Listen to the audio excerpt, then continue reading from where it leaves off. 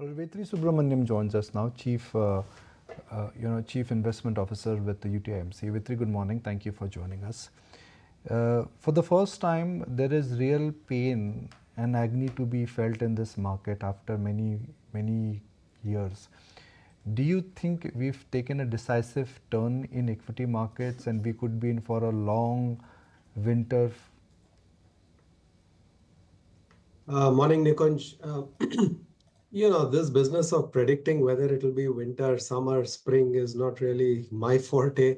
And, after 25, 30 years of doing this, I've come to the conclusion that nobody can really forecast this stuff beforehand. I'll just stick to what I've been telling you, and maybe that may have been our last conversation as well. The markets were pretty pricey in terms of valuations. And, history has taught us that when the market is pricey in terms of valuations, there are two ways in which it can work it off. It can work it off by coming down sharply, as it's done few times in the past, or it can just go nowhere for a while and allow the earnings to catch up, because as a result, valuations will automatically correct as those earnings come through. So you can never know beforehand what it is, but I think you should always expect these kind of periods during any investor's journey of investing. And I think people will just have to sort of tackle this as part and parcel of what is required for investors to create wealth in the long term in equity markets. Improve from here for markets to come back, because this entire market was perhaps centered around the fact that we are in for a long earnings and a long upgrade cycle, but not last quarter, but for 2 quarters now, earnings have been below average. There are more downgrades than upgrades. For market to turn, earnings have to turn. What will turn earnings for better? Come on, Nikunj. I think 2 quarters back we were saying, why will the market ever come down? So these things happen, Nikunj. I think it's pointless at this point to start beating ourselves up saying, when will earnings change? Still earnings change. Markets will never go up. I think I'm positive about the longer term trajectory of what the Indian economy is doing, of what companies are doing, and therefore what the markets can do. But to make money in equities, you've got to get your asset allocation right. And the price at which you buy is important in terms of the returns that you can earn. So I'm sure that when the valuations turn right, that will be the time for one to go in. And you will only know when the valuations are right as a time to allocate. You cannot at today sitting here predict what is it that might cause the markets to do better in the future, right? I mean, that's like the delta of the delta. And I learned many years ago in my career that that's impossible to predict. Right. So, Vetri, what are the macro indicators right now telling you? We were just talking about the inflation print, which at 6.25% definitely is uncomfortable. And I'm guessing that also sort of pushes the RBI's fiscal path as well. We're going to have to wait longer, perhaps, for any rate cuts. And then the kind of consumption slowdown and pretty much across the spectrum that one has seen. I mean, look at earnings from an Asian Paints, Britannia, and I can go on with that list. That's a good question, Aisha. And let me just step back for a moment. I think one of the things which really I would point to, which has also been our strength in India of late, has been the fact that India has run a very conservative fiscal policy, right? Because we've actually crunched the fiscal deficit in percentage terms almost by half. I mean, I'm saying we've done it, but let's say that will be our achievement by the time we get to March 2026. So, literally in the 5-year post-pandemic period, we would actually halve our fiscal deficit. And in absolute terms, we would have actually held it steady for 5 years. Now, in some senses, this is resulting in a little bit of a fiscal compression-led slowdown in the economy. On the other side, you've got monetary policy. And there again, India is actually running very conservative monetary policy. We did expand our balance sheet coming out of the pandemic, but we've been on track to sort of make sure that we don't keep excess liquidity in the system. It was only in the last meeting that the MPC finally backed away from the stance of withdrawal of accommodation. So in a way, India stands out in a sense that both our monetary and fiscal policy have been constraining growth in the economy. And in a sense, therefore, when we see the outcomes that we are seeing in terms of growth surprising negatively, corporate earnings surprising negatively, it shouldn't be too much of a surprise, because remember, both these two significant controls were set pretty tight. So I think it's just something we'll have to tackle in the near to medium term. But having said that, the fact that our macro is so stable means that policymakers at some point of time will be able to move the settings to neutral. I know yesterday's inflation number was on the higher side, but remember, this had been telegraphed some time ago. So we still continue to believe that over the next 6-8 months, there is potential for at least 2 rate cuts in India. And similarly, on the fiscal side, things were a little bit slow coming out of the election, but there will be some pickup in capex going into the second half, and I think we've already heard government talk about this. So on an incremental basis, both monetary and fiscal will turn more supportive than what they were in the past. Sure. So what does it really spell out for investors, Vetri? Because I'm curious to know about this new NFO as well, which is Nifty Alpha Low Volatility Index. So clearly you're sort of suggesting that, stay away from those high beta names because it's going to be a more sedate market. Yeah, that's an interesting one. The alpha low vol is a combination of, let's say, the momentum factor along with low volatility. And I would completely agree with what your comments were, which is to say that we are in a period where I think momentum is, perhaps a factor which is not going to be as strong as it was for the previous 2 years. And therefore, combining it with low volatility, you actually end up with a much better portfolio construct from a smart beta perspective, which can sort of weather the kind of markets that we are experiencing today far better. So we think this is an interesting combination product. And remember, it combines both these factors in a single structure. So it becomes very easy for investors to get exposure to both factors. But volatility and momentum, I mean, aren't they joined at the hip? Because if there is momentum, there would be volatility. So your whole idea that there is going to be momentum in low volatility, how does that work? And can you enumerate like an example that where it has worked in the past? Sure. So momentum actually is a high volatility factor, Nikunj. If you see historically relative to markets, it's typically got higher beta, it's got higher volatility.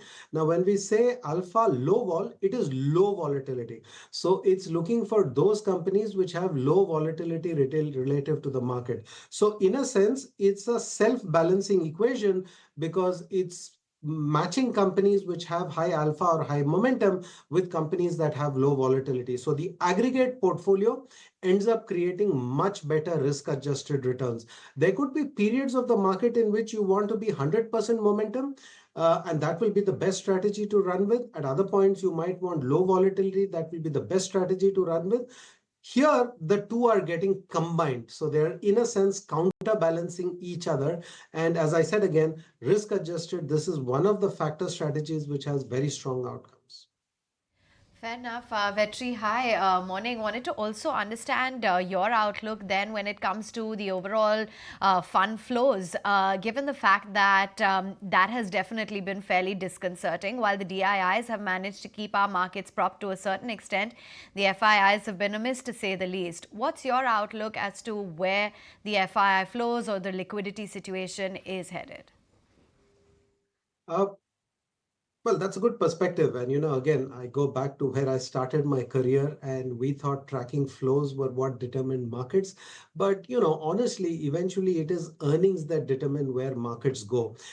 Just because the industry puts out a monthly number for what the flow into mutual funds is, doesn't mean that that is the only factor which drives the market. Remember, on the other side, you've got massive supply coming through, right? Whether it is QIPs, whether it is offer for sale, whether it is promoters selling down stake in their companies, PE funds selling down stakes in their companies. So I know we talk a lot about SIP and that's great for development of the capital market, but remember there's equally strong pipeline of supply of stock coming through on the other side. So I will eventually submit that if you want to understand what will happen to equities, there are two parameters that really matter. One is valuations and the second is long-term earnings growth. It's not about the flows. Okay.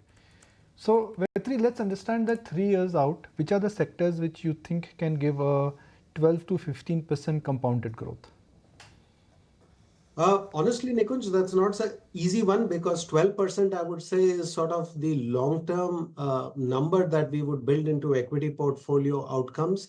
And given where we are in terms of valuation, The large cap valuations are reasonable. I won't say they're attractive, they are reasonable. So maybe in the large caps, you could talk about a 12% trajectory, but perhaps it could be slightly lower than that. And where I would be quite concerned is on the mid and small caps, because over there, the valuations are still very, very rich. And relative to that 12% number, I think the outcomes can be disappointing. The one sector where we do think there is scope for absolute positive returns, I don't know about 12 or 15%, but that would be the banking and finance sector, where we think the balance sheets are strong, the scope for growth remains good. A lot of negative news around, but that's why you're getting the valuations at an attractive level.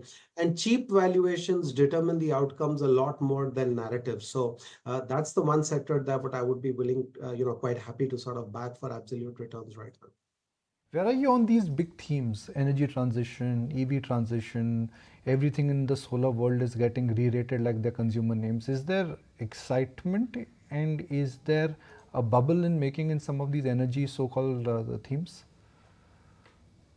I think it comes back to understanding what exactly drives the long-term competitiveness of these businesses. If all you're doing is putting capital together, to buy equipment, there is no technology element to that, then you're a pure utility.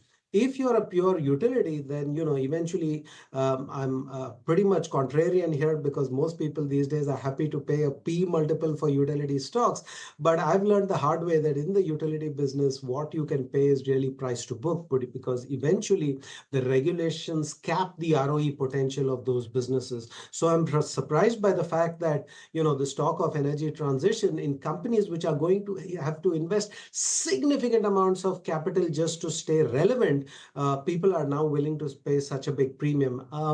I won't say we can completely ignore that area, because, like it or not, the energy transition is going to happen.